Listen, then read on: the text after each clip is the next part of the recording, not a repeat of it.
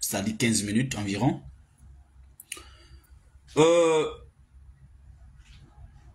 Ok, Jérôme, merci de te signaler en commentaire. Bonjour, comment tu vas? Portez-vous bien. Partagez pour que ceux qui vont se réveiller plus tard puissent avoir l'émission parce qu'ils en ont besoin. Aujourd'hui, encore une fois de plus, on va parler du destin et notamment celui du président Guillaume Soro.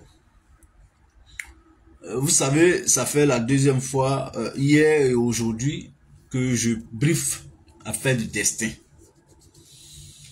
Oui, je parle de l'affaire du destin aujourd'hui parce que justement, beaucoup d'hommes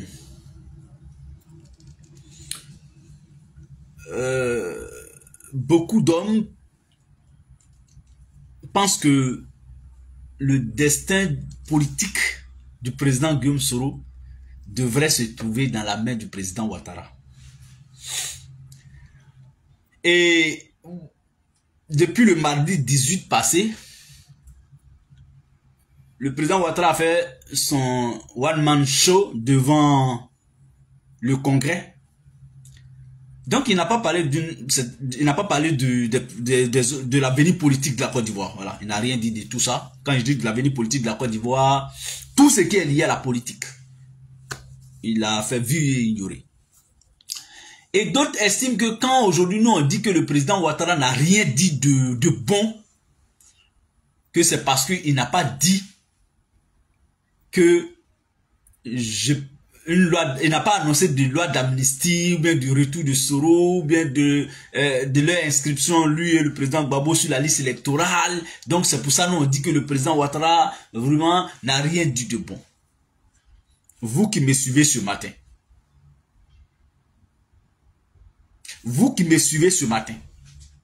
est-ce que de vous à moi, on parle en tant qu'Ivoirien, entre Ivoiriens, est-ce que entre nous là, Alassane, ce qu'il a dit le 18 mardi là, est-ce qu'il y a quelque chose de nouveau que vous avez entendu dans ce qu'il a dit? Quand je dis quelque chose de nouveau, donnez-moi un seul mot. Pendant ces 40 minutes de speech là, sortez-moi un mot nouveau dans le dictionnaire d'Alassane Ouattara.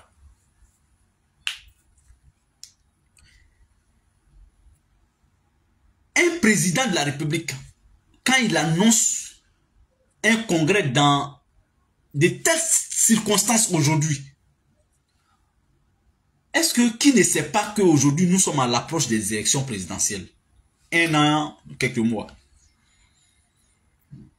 Qui ne sait pas aujourd'hui que Alassane est décrié? Qui ne sait pas aujourd'hui que le peuple grogne? Même en silence, on attend. Même quand le peuple ne parle pas, on entend ces cris de douleur. Sur tous les plans sociétals ou sociétaux, les plans, sur tous les plans aujourd'hui, le peuple grogne. Le peuple se lamente, le peuple pleure. Tu ne trouveras aucun citoyen ivoirien en Côte d'Ivoire épris de bonne foi qui va te dire que tout va bien en Côte d'Ivoire. Parce que tout le monde consomme la viande, le poisson, le riz pour certains. Faites un tour sur le marché. J'ai un ami en Côte d'Ivoire. Je ne vais pas dire son nom, mais il se reconnaîtra. Un ami Sénoufo. Un petit Sénoufo qui m'aime beaucoup, qui est trop fan de moi. Je suis son idole, comme Guillaume Soro est moi mon idole. Donc la vie aussi c'est comme ça. Tu es toujours au milieu, tu aimes quelqu'un, quelqu'un t'aime, tu détestes quelqu'un, quelqu'un te déteste. Donc lui, il est kinésithérapeute. C'est comme ça on dit, non? Coucou mon ami depuis SSI, dit son bon, il s'appelle Yo Adama. Mon frère, ils vont aller t'attraper là-bas. Et c'est un brillant kiné, celui qui a Abidjan, qui a besoin des exercices des kinés, machin. Vous pouvez rentrer dans mon inbox, je vous mets en contact. Il est très brillant, un jeune. On est promotionnaire, on s'appelle Petit parce que lui il dit il est âgé que moi aussi il dit je suis âgé que lui, donc on s'appelle Petit. Ça là c'est resté depuis on a habillé ensemble, on était dans une autre association des élèves et étudiants, bon dans notre commune là-bas, si il dit le nom de la commune, vraiment les gens vont tiquer, bon donc je ne veux pas dire ça. Donc, Yo m'a dit un jour, il dit Petit, il dit oui. Il dit Petit c'est pas bon. J'ai dit ah bon? Il dit j'ai intervenu sur une dame à Angré, parce que il fait aussi à domicile, hein, voilà, les gens ont besoin de... Parce qu'il est très bon. Il dit, quand il était... Même femme, mais lui là, moi il n'a pas envoyé joli go chez lui là-bas. Hein. Il a envoyé les mamans de 50, 70 ans, 60 ans, il va aller les masser, sinon mon petit là, il est trop malade. C'est un sénoufo. Donc, pour être sérieux, il me dit, Petit, j'ai intervenu sur une dame à Angré qui m'expliquait une situation qu'elle venait de vivre dans un marché d'Abidjan. J'ai dit, ah bon? La dame était partie pour acheter de la viande. La maman en question, qui habite à Angré. Quand elle est arrivée, il y a une dame qui tournait. Bon, elle s'est dit, mais depuis là, elle est là, elle tourne. Donc, elle a eu le réflexe de tourner son regard, de détourner un peu son regard pour observer, en connaître la dame. La réaction de la dame. Vous savez pourquoi la dame tournait? En fait, la dame partait aussi acheter de la viande. Et elle se rend compte que 1 kilo de viande sans os, elle ne peut pas acheter. Même 1 kilo de viande avec os là, elle avait du mal à s'en acheter. Parce que c'est pas même prix, hein. Donc, elle attendait que tout le monde quitte devant le boucher pour qu'elle puisse venir négocier avec le boucher pour avoir un peu d'os, pour aller mettre dans sa sauce. Pour que la sauce ait au moins le goût de viande. La maman d'Angré, si mes souvenirs sont... Donc là, il me dit, la maman d'Angré était obligée de demander à la dame, mais ma chérie, c'est quoi? La dame a expliqué à la maman ce que je viens de vous expliquer. Et c'est la maman, je crois bien, qui était obligée d'acheter 1 kilo de viande pour la dame. Son mari a fonctionné, hein? Et on était vers la fin du mois. Allez-y demander à tous les fonctionnaires de l'État de Côte d'Ivoire. Je n'ai pas dit ceux qui volent. Parce qu'il y a des fonctionnaires, eux, de leur posture, là, ils ne touchent même pas leur salaire. Je ne parle pas d'eux. Je parle des fonctionnaires qui vivent avec leur salaire, que du salaire. Posez-leur la question dans tout en Côte d'Ivoire. Si un fonctionnaire vous dit que lui, après sa charge, toutes les charges de la maison, que lui, il arrive à économiser 20 ou 30 000 francs CFA, c'est un voleur. C'est-à-dire quand lui, il finit de faire toutes les dépenses du mois, il peut tenir le mois propre, carburant, tout. Et puis il a 50 000 que lui ne peut pas toucher. Dans son salaire, il ment. Il ne vous a pas dit la vérité. Bon, un tel fonctionnaire là-haut, il va faire combien d'années de service? Et puis à la fin, c'est-à-dire pendant sa retraite, là, il va vivre comment? Parce que pendant ta retraite, c'est que tu gagnais et puis tu ne pouvais pas économiser 20 000 par mois là. Tu ne gagnes plus même ça. Est-ce que pendant ton service, ta carrière là, tu as pu te construire ou bien tu as même pu acheter un terrain? Est-ce que tu as pu te construire, il ne serait-ce qu'un studio? En Côte d'Ivoire là, les gens ne vivent pas, hein? Les gens survivent. Les gens ne vivent pas, hein? Les gens luttent pour que le mois... Est-ce que quand Alassane est venu me parler là, il a fait un clin d'œil à ces femmes qui ne peuvent pas faire le marché? Allez-y poser la question à tous les Ivoiriens. Allez-y leur poser la question. Le mois qui vient de passer, leur facture là, est-ce que ce qu'ils payaient 20 000 là n'est pas devenu 30 ou 40 000? Posez la question. Ceux qui sont en Côte d'Ivoire là, ou bien ceux qui peuvent témoigner, témoigner. Donc, nous on attendait à Alassane Ouattara sur ces faits-là. Amnistie de Soro là. Je vous ai dit hier, je vais vous répéter ce matin. Nous, on a décidé d'assumer notre destin.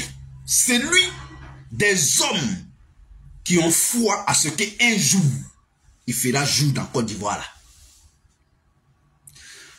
Parce que quand tu penses toujours que mon destin est dans la main de quelqu'un, tu risques de faire ou de dire ce que tu ne devrais pas dire ou ce que tu ne devrais pas faire. Parce que toi, tu penses, tu ne crois plus à ton destin. J'ai dit à tout le monde, et je répète, celui qui estime que il faut nécessairement que Soro Guom retourne vers Alassane Ouattara, Wallahi Bilaï, ce matin du vendredi, je vous invite, vous, à vous désolidariser de Soro Guom et à aller derrière Ouattara. Parce que vous estimez que c'est derrière Ouattara, vous avez votre destin. Nous, on estime que notre destin se trouve dans la patience. On va aller avec Alassane à l'usure. Et c'est le temps qui va faire la différence. Alassane là, il a condamné Soro à 20 ans. Depuis 2021, non? Ou 2020. Voilà. Depuis 2020, il a condamné Soro à 20 ans de prison. Donc, Alassane aura encore 20 ans de carrière politique. C'est ce que ça veut dire. Il a condamné Soro à perpétuité. Ça veut dire que Alassane, jusqu'à sa mort, il sera président. Mais aujourd'hui, en 2025, il aura 83 ans. Alassane dit que après 2025, lui peut faire encore 5 mandats, 6 mandats. C'est son problème. C'est pourquoi j'ai mis qui n'a pas vu Bassirou Diomaye Faye ici hier en France avec Emmanuel Macron. J'ai écrit ça. Qui n'a pas vu Diomaye Faye ici hier à Paris avec Emmanuel Macron, main dans la main? Vous savez pourquoi il pose cette question? C'est ça on appelle le destin politique ou le destin des hommes politiques. Emmanuel Macron, il n'y a même pas un an, il n'y a même pas 6 mois, félicitait Macky Sall d'avoir mis en prison Diomaye Faye et Ousmane Sonko. Vous voyez la vie. Vous voyez le chemin des hommes.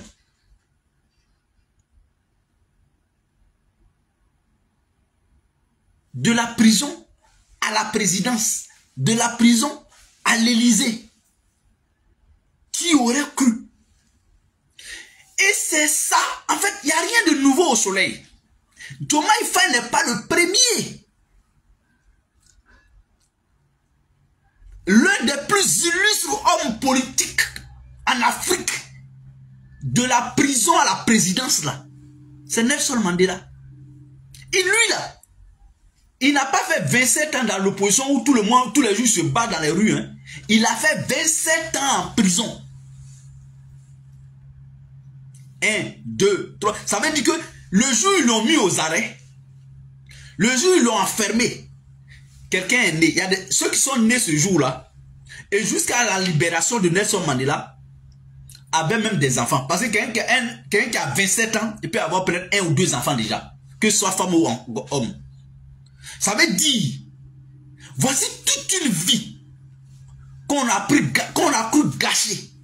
Ceux qui l'ont mis en prison, quand il est sorti, il est devenu leur président.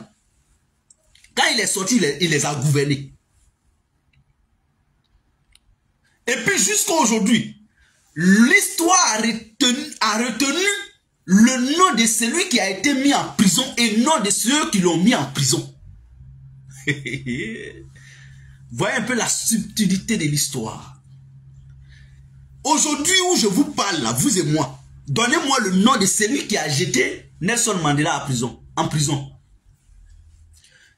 Sur 100, 2 personnes sauront qui exactement a mis Nelson Mandela en prison. Donc, le prisonnier a fait l'histoire, a marqué l'histoire, a marqué la mémoire collective positivement.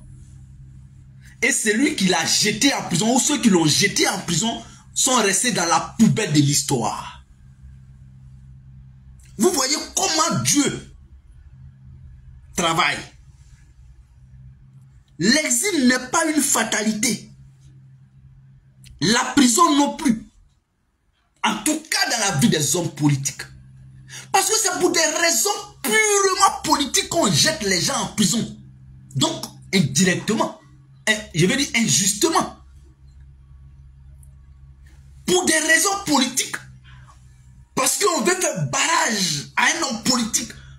Parce qu'on veut détruire le destin de quelqu'un. Un être humain se permet pour dire, bon, on dirait que lui là, si, pour le gâter là, je dois l'envoyer en exil. Je dois l'envoyer en prison.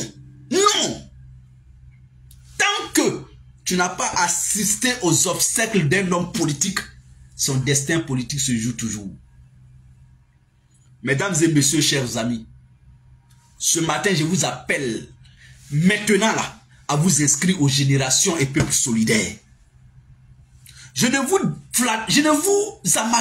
vous dis que l'avenir politique de la Côte d'Ivoire se trouve aux générations et peuples solidaires. Et je sais de quoi je vous parle. C'est le Seigneur qui vous parle.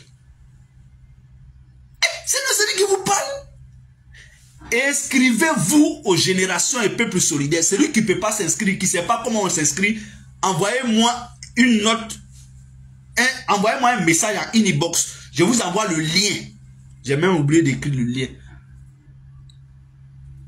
Je vous envoie le lien d'inscription et vous verrez.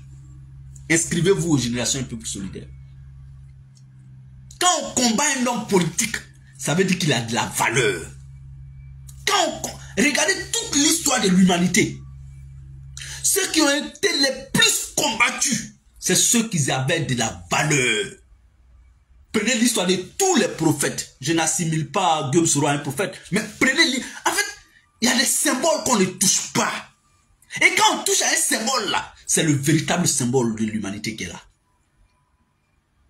Même en Côte d'Ivoire, Ouattara qui nous gouverne aujourd'hui là, ils l'ont jeté en exil. Ils l'ont touché. L'histoire l'a relevé. Dieu l'a fait rebondir. Mais pourquoi? Vous pensez que... J'ai dit, ça sera le cas de Guillaume Kibafori Soro. Je vous fais cette promesse ce matin du vendredi. Inscrivez-vous aux générations peuples solidaires. Croyez en notre destin. En tout cas, moi, désormais. Et puis ça me motive. Ça va être une source de motivation pour dire, mais ce n'est pas tout le monde au combat.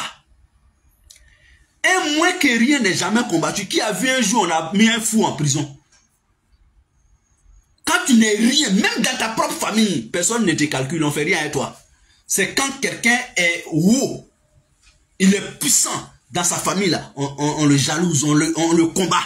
Donc c'est partout dans le monde, c'est dans tous les domaines. Même chez toi au travail, quand tu es compétent là, les gens sont jaloux de toi. Mais quand tu n'es rien, quand tu vaux rien, on se moque, on se caille pour rire de toi. Ça c'est dans tous les domaines. C'est parce que Guillaume Soro a quelque chose en lui qu'il est combattu. C'est pour ça que cette chose en lui, l'être humain ne peut pas détruire le destin de quelqu'un si ce n'est pas Dieu qui avait décidé ça. Diomaye Faye est en France. Diomaye Faye est en France, sous le règne de Macron. Oui, ça c'est Dieu qui peut faire ça. Un être humain peut jamais. Macky Sall, ce n'est pas la volonté de Macron. Même Macron qui l'a accueilli là, il ne voulait pas. Il ne pensait pas et il ne voulait pas. Il n'a pas le choix. Mesdames et messieurs, chers amis, je vous souhaite un excellent vendredi, une excellente journée. Je nous souhaite à nous tous bonne journée. En tout cas, j'ai été très heureux ce matin, encore une fois de plus, de passer cette matinée avec vous. Avant de sortir, je souhaite à chacun de nous un très bon week-end. Au revoir et à très bientôt. Merci.